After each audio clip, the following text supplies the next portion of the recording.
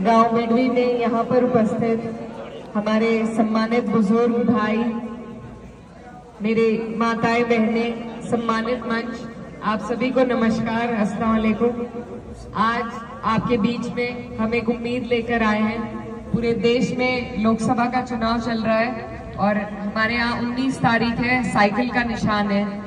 तो ये जो चुनाव है ये आपके हमारे लिए बहुत महत्वपूर्ण है। ये देश का चुनाव है और देश की राजनीति में अगर आप अपना हिस्सा रखना चाहते हैं तो ये जो वोट है आपका, ये वो आपके लिए वो काम कर सकता है।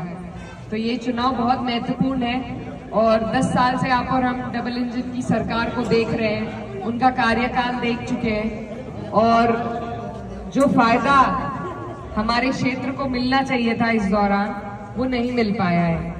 तो इनका कार्यकाल हमने देख लिया। अब जरूरी है कि आप और हम मिलकर बदलाव करें, क्योंकि बदलाव करने में ही हमारा देश आगे बढ़ पाएगा। अगर हम बदलाव नहीं करेंगे और एक ही व्यक्ति को, एक ही पार्टी को बनाते रहेंगे तो फिर वो अपनी तानाशाही पर उतारू हो जाते हैं, जो देखने को भी मिल रहा है, खास तौर पर आपके इलाके में।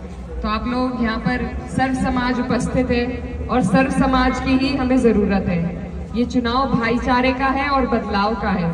कुछ लोग हमारे बीच में दरार डालकर हमें अपने विकास के मुद्दों से भटकाने का काम करते हैं, लेकिन इस बार आपको और हमें इकट्ठे रहकर ये चुनाव लड़ना है, तभी बदलाव आ पाएगा। और कोई भी चुनाव किसी एक बिरादरी के दम पर नहीं जीता जाता या धर्म के ऊपर। इसमें 36 बिरादरियों का सहयोग लगता है और हमारा जो चुनाव है उसमें आप लोगों की बदौलत हमें सबका समर्थन मिल रहा है। तो आप सबका मैं तहे दिल से शुक्रिया अदा करना चाहती हूँ। और हमारी पार्टी का नारा भी है PDA, पिछड़ा, दलित, अल्पसंख्यक। तो मेरे हिसाब से ज्यादातर जो लोग यहाँ पर मौजूद हैं उसमें आ जाते हैं। तो आप लोगों को अगर अपने अधिकारों के लिए लड़ना है, आज बाबा साहेब डॉक्टर भीमराव अंबेडकर जी की 134वीं जयंती भी है, तो इसमें हमें उनके विचारों को याद रखना चाहिए और उनके विचारों पर चलने का प्रण लेना चाहिए, क्योंकि वो हमें इतनी ताकत दे गए हैं नागरिक होने के नाते अपने देश में संविधान के जरिए। तो हमारा फर्ज है कि आज उन्हें हम सच्ची श्रद्धांजलि दें, अपने लोकतंत्र को बचाकर और संविधान को बचाकर। ये जो चुनाव है ये आपका हमारा लोकतंत्र को बचाने का चुनाव है। अगर इस बार हमारा वोट ऐसे लोगों को पड़ा तो आगे से कोई हमारी आवाज भी उठाने लायक नहीं रहेगा।